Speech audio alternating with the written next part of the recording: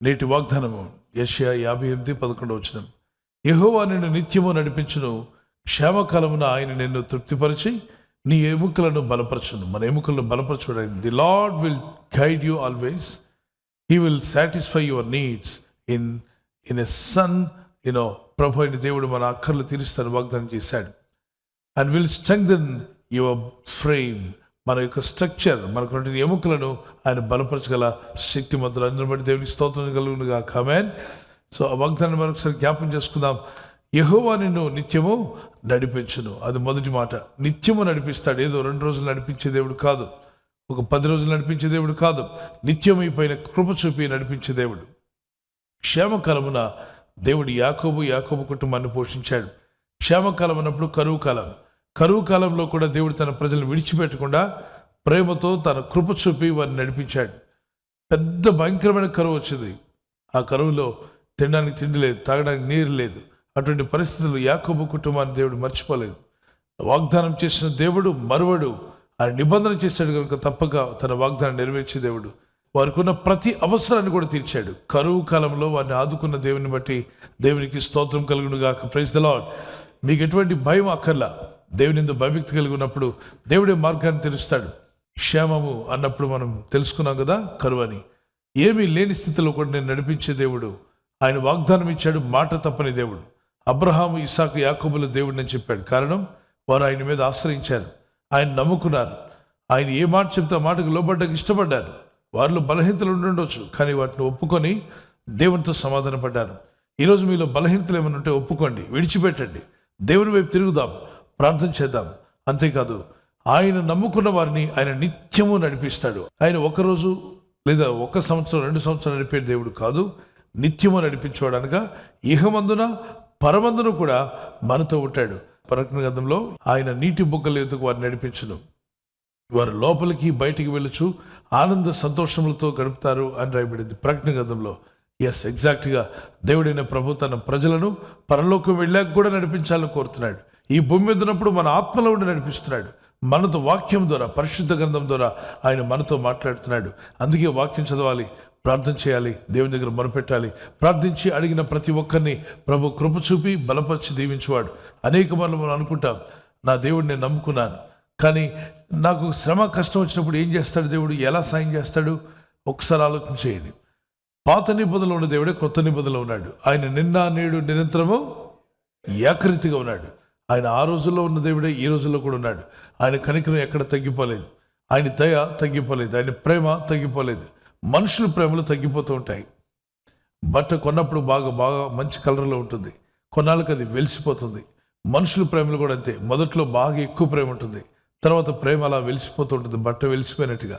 దేవుని ప్రేమ వెలిసిపోయేది కాదు, అలసిపోయేది కాదు. దేవుని ప్రేమ దినదినము పెరిగిపోయే ప్రేమ, అది పెరుగుతూనే ఉంటుంది. అది వాత్సల్యం కలిగినటువంటి ప్రేమ. అందుకే బైబిల్ అంటాడు, శాశ్వతమైన ప్రేమతో నేను నిన్ను ప్రేమిస్తాను అన్నాడు. అందుకే దేవుడు నిత్యము నడిపిస్తాడు. సదాకాలం మనతో కూడా ఉండి ఆయన నడిపించడానికి ఇష్టపడుతున్నాడు. లేఖనాల్లో ఉన్న వాగ్దానాలు పట్టుకొని మనం ప్రార్థన చేయాలి.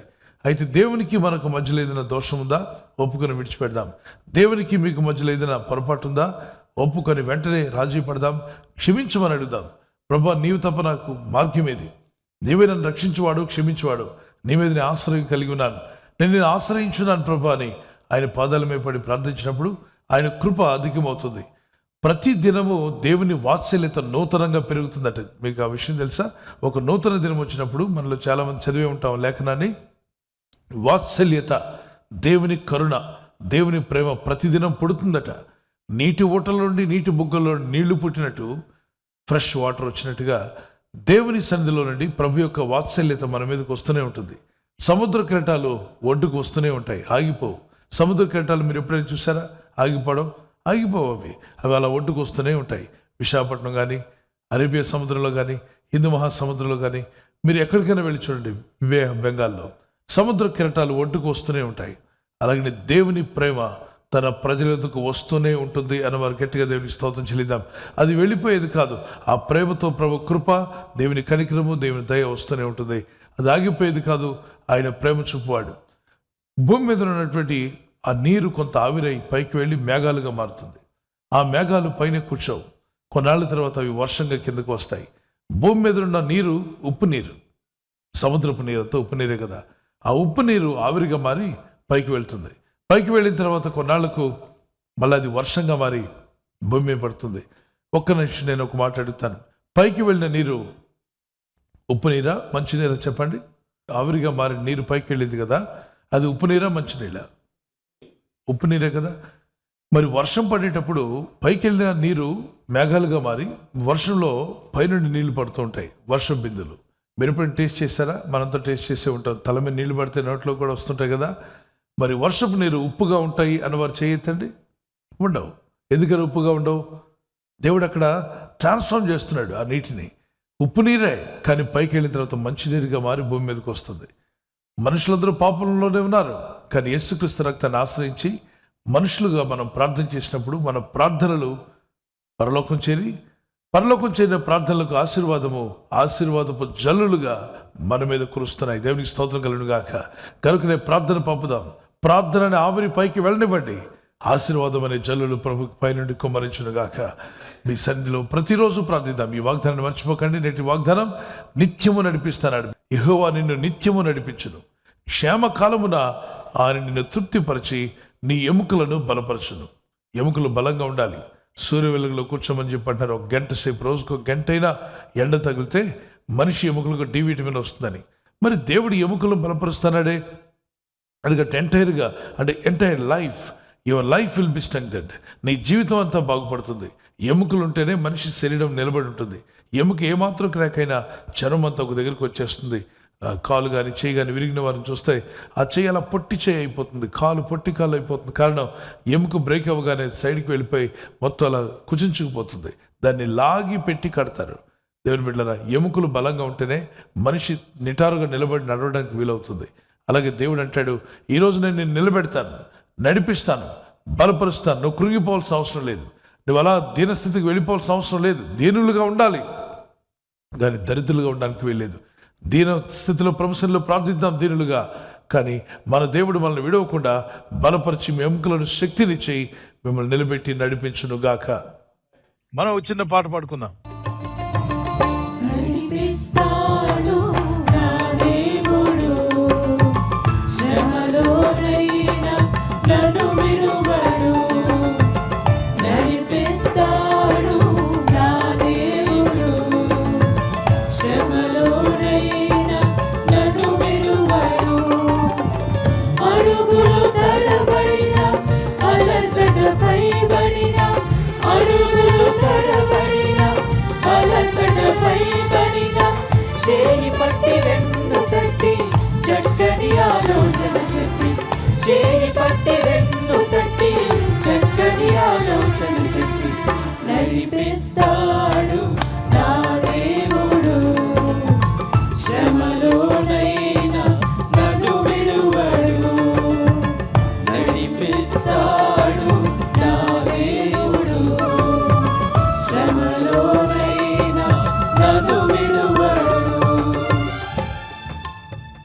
మన దేవుడు ఏదో 2 రోజులు 10 రోజులు నడిపించే దేవుడు కాదు, నిత్యము నడిపించే దేవుడు.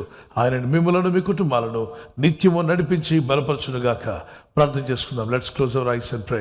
ఈరోజు నాయన ప్రార్థన చేస్తున్న ఉదయకాలం నీ ప్రజలు బలపరిచి నిత్యము నడిపిస్తూ నాయన, కరువులో అయినా, కష్టాల్లో అయినా, కలవరమైనా, ఎటువంటి ఇబ్బందులున్నా నీ ప్రజలు విడవకుండా నడిపించే దేవుడు.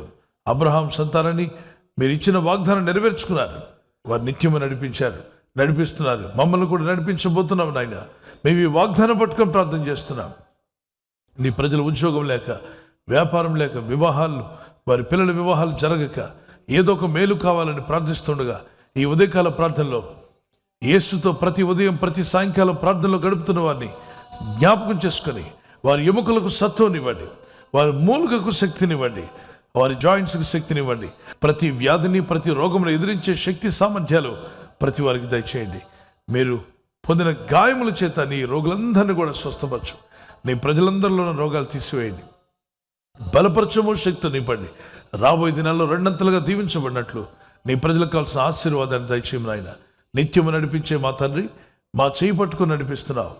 మా కుటుంబాలను, మా ఇంటి వారిని, మా సంఘాలను, పరిచర్లను, మా సేవకులను, ప్రపంచంలో మీ దాసులందరినీ ప్రతి ఒక్కరిని కూడా నడిపిస్తున్నందుకు స్తోత్రం. నీ రాకడ వరకు మేము పరలోకం రాజ్యం చేరేంత వరకు నిత్యము నడిపించి మహిమ పొందండి. అప్పుల పాలనలో ఉన్నవారు, ఇబ్బందుల పాలైన వారు, కరువు కాటకాల్లో ఉన్నవారు, వారికి ఇప్పుడే విడుదల యేసు నామములో వచ్చునుగాక. ఇళ్ల మీద ఉన్న శాపాలు పాపాలు క్యాన్సిల్ అయిపోవాలి తండ్రి. నీ ప్రజలు చేయి మంచి ప్రయత్నాలు ఫలింపు చేయండి. కొనాలని, అమ్మాలని, ఏదో ఉద్యోగం చేయాలని, వివాహాలు జరగాలని, చదువుల గురించి, కెరీర్ గురించి ప్రయత్నాలు చేస్తుండగా మిరకల్స్ జరుగునుగాక. Life changing miracles for every family in the name of Jesus. ప్రతి కుటుంబానికి లైఫ్ చేంజింగ్ మిరకల్స్ జరిగించి మహిమ పొందమని, ఈరోజు ఎవరైతే బర్త్డే మరియు మ్యారేజ్ యానివర్సరీ జరుపుకుంటున్నారో వారిని కూడా దీవించండి, బలపరచునైనా. వారిని కూడా మీరు నిత్యము నడిపించండి. ఏ ఆటంకము లేకుండా వారికి ఆయుష్నిచ్చి, ఆరోగ్యం ఇచ్చి బలపరచండి. బర్త్డే జరుపుకున్న ప్రతి కుమారుడు, కుమార్తెను, పెద్దలను, చిన్నలను స్పెషల్గా మీ హస్తంతో వారిని దీవించి బలపరచండి. ఈ వాగ్దానం వారి పట్ల నెరవేర్చండి. నిత్యము వారి బ్రతుకులో దీవెన ఆశీర్వాదాలు అనుగ్రహించి నడిపించమని, అలాగే నా ప్రభు వివాహం అయినటువంటి వారు ఈ యానివర్సరీ పెళ్లి రోజు జరుపుకుంటుండగా వారి కుటుంబాలు కూడా నిత్యము నడిపించండి. నీ కృపలో నడిపించండి. వారిద్దరి మధ్యలో ఐక్యత, ఏకమనసునివ్వండి. ఆదర్శ దంపతులుగా మార్చివేయండి. వారిని బలపరచమని, సంతానాన్ని దీవించమని యేసుక్రీస్తు పరిశుద్ధ నామములో అడిగి వేడుకొనుచున్నాము మా పరలోకపు తండ్రి, ఆమేన్. నేడు బర్త్డే, పుట్టినరోజు జరుపుకునే వారికి happy birthday to you, many more returns of the day, God bless you. మీకు వాగ్దానం ఇర్మియా గ్రంథం 39:18 నీవు నన్ను నమ్ముకొంటివి గనుక నిశ్చయముగా నేను నిన్ను తప్పించెదను. ఈ వాగ్దానంతో ప్రభు మిమ్మల్ని దీవించి బలపరిచి ఆయన సాక్షులుగా మిమ్మల్ని నిలబెట్టుకును గాక. Once again happy birthday to you, many more returns of the day, God bless you. ఈ దినం వెడ్డింగ్ యానివర్సరీ జరుపుకునే వారికి we wish you happy anniversary, many more returns of the day. మీరు ప్రతి విషయంలో పూర్ణావధార్యము, భాగ్యము గలవారు అన్నట్లు మీ నీతి ఫలము వృద్ధి పొందించును. 2 కొరింథీయులు చాప్టర్ 9:10, 2 కొరింథీ పత్రిక 9:10 I will enlarge the harvest of your righteousness. ప్రభు అయిన దేవుడు ఈ వాగ్దానంతో మిమ్మల్ని దీవించి బలపరిచి దంపతులను మిమ్మల్ని నిలబెట్టును గాక. భార్య భర్తకు లోబడాలి, భర్త భార్యను ప్రేమించాలి. ఇవి ప్రభు ప్రేమతో ఇచ్చిన మాటలు. మీరిరువురు ఈ మాటలకు లోబడగలిగితే మీ కుటుంబం, మీ దాంపత్య జీవితం అద్భుతంగా ఉంటుంది. పరిశుద్ధాత్ముడు మీ మధ్యలో ఉండి మీ జీవితాలను ఆదర్శ దంపతులుగా చేసి దీవించి ఆస్వాదించునుగాక. మీరు అనేక యానివర్సరీలు జరుపుకునే కృపా సహాయం దంపతులను మీకు ప్రభు దయచేయునుగాక. God bless your family. ఈ ఛానల్ మీరు సబ్స్క్రైబ్ చేసుకోవడం వలన 2 పనులు జరుగుతున్నాయి. ఒకటి, సువార్త జరుగుతున్నది, ఆత్మలు రక్షించబడుతున్నాయి. రెండవది, పేదలకు, అనాథలకు ఈ ఛానల్ ద్వారా సహకారం అందించడం జరుగుతుంది. మనం సబ్స్క్రైబ్ చేసుకోవడం వలన అందరికీ సహాయం చేసిన వారమవుతున్నాం. ఖచ్చితంగా ఈ యూట్యూబ్ ఛానల్ ను సబ్స్క్రైబ్ చేసుకొని బెల్ బటన్ ను క్లిక్ చేయండి. మీకు వెంటనే మెసేజెస్ పంపబడతాయి.